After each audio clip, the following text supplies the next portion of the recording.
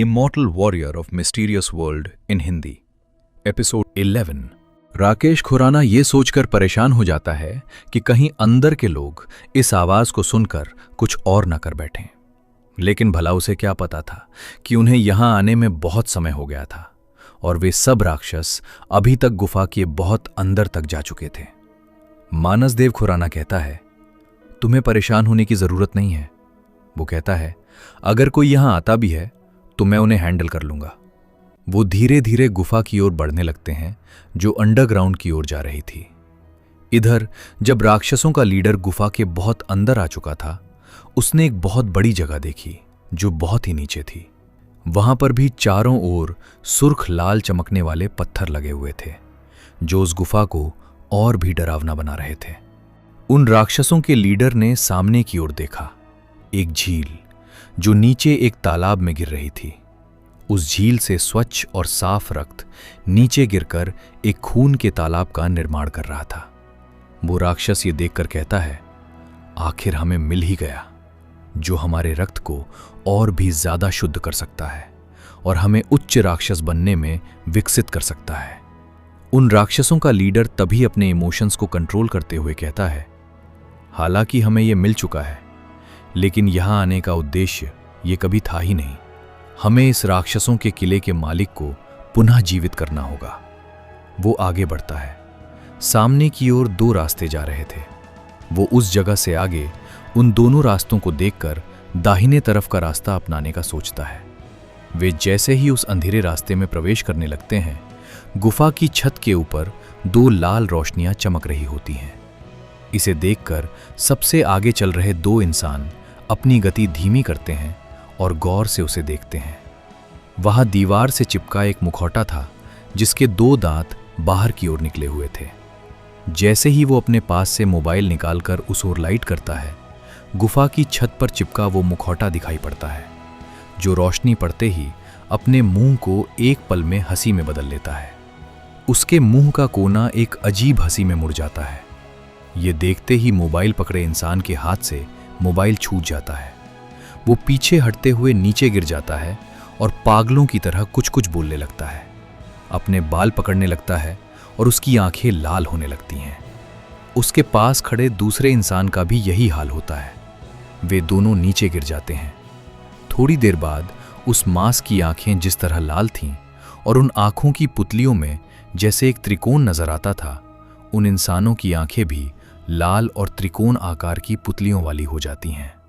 वे दोनों इंसान वापस खड़े होते हैं और पीछे खड़े उन इंसानों पर जिन्होंने उनसे थोड़ा आगे चलने के लिए कहा था, अपने चाकू और घूमने वाले ब्लेड से हमला कर देते हैं। पीछे खड़े इंसानों के दल में वे दोनों आगे चल रहे लोग ही थे। उन्होंने ऐसे हमले की उम्मीद नहीं की थी।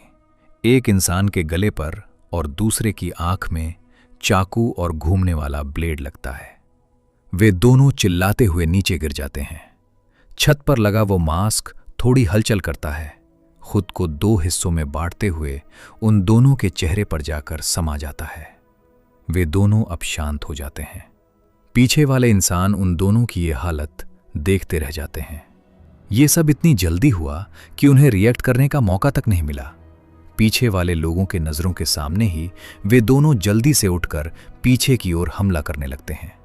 देखते ही देखते चार लोग जो उन्हीं के सदस्य थे अब अपने ही लोगों पर हमला करने लगे थे।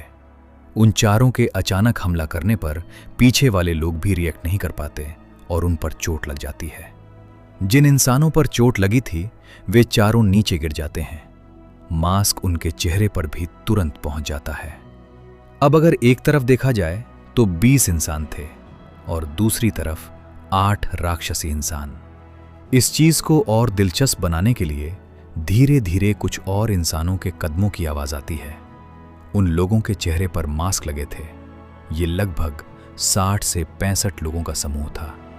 इन सब चीजों को देखकर ग्रुप में थोड़ा पीछे खड़ा उनका लीडर सबको पीछे हटने के लिए कहता है। असल में पीछे वाले इंसान वही लोग थे जिन्हें धर्म खुराना ने इस खंडहर की खोज में भेजा था। उन्हें भी नहीं पता था कि इतना भयानक कुछ उनका इंतजार कर रहा है। ये ट्रेजरी सोल्जर्स थे। बाहर की ओर मानसदेव खुराना, राकेश खुराना और देव उस खंडहर के अंदर अंडरग्राउंड में प्रवेश कर रहे थे। अंदर आने के बाद उन्हें थोड़ी दूर पर कुछ चमकते हुए पत्थर दिख रहे थे। देव के पास जो खंडहर का नक्शा था वो थोड़ा विस्तृत था, क्योंकि जिस आदमी ने उसे बताया था उसने अपनी जान बचाने के लिए इस खंडहर के कुछ छिपे हुए स्थानों की भी खोज कर ली थी। हालांकि देव ने मानस खुराना और राकेश खुराना को सिर्फ खंडहर तक का नक्शा बताया था। उसके अंदर का नक्शा देव ने उन्हें नहीं बताया था। आखिर ऐसा इसलिए था क्योंकि अगर वे लोग भी सारी जानकारी जान जाते तो फिर देव का डीमन बॉडी आर्ट पाने का सपना बस सपना ही रह जाता। इसलिए देव को ऐसा करना पड़ा। और वैसे भी देव ने खंडहर तक की जानकारी का ही ट्रेड किया था। वे लोग आगे बढ़ रहे थे। कुछ ही देर में उन्हें एक लाल रंग की गेंद पास के जमीन पर घूमती हुई दिख रही थी। मानस देव खुराना जब उस गेंद को देखता है तो वो उसे देखकर कुछ याद करने लगता है, लेकिन पास खड़ा राकेश खुराना उस गेंद को देखकर थोड़ा डर जाता है, क्योंकि उस गेंद से एक खूनी आभा निकल रही थी। तभी देव के सिस्टम से दिशा की आवाज आती है, एक एनिमी डिटेक्ट किया गया है, आपका क्वेस्ट। अगर आप इस एनिमी को हरा देते हैं तो आपको 10 पॉइंट्स प्राप्त होंगे। तभी मानस देव खुराना अपने विचारों से बाहर निकलते हुए पास खड़े एक पत्थर में लात मारता है, जो जाकर सीधे उस गेंद में लगता है। हालांकि गेंद वहां से हिलती नहीं, बल्कि उसके नीचे से 8 पैर निकलते हैं।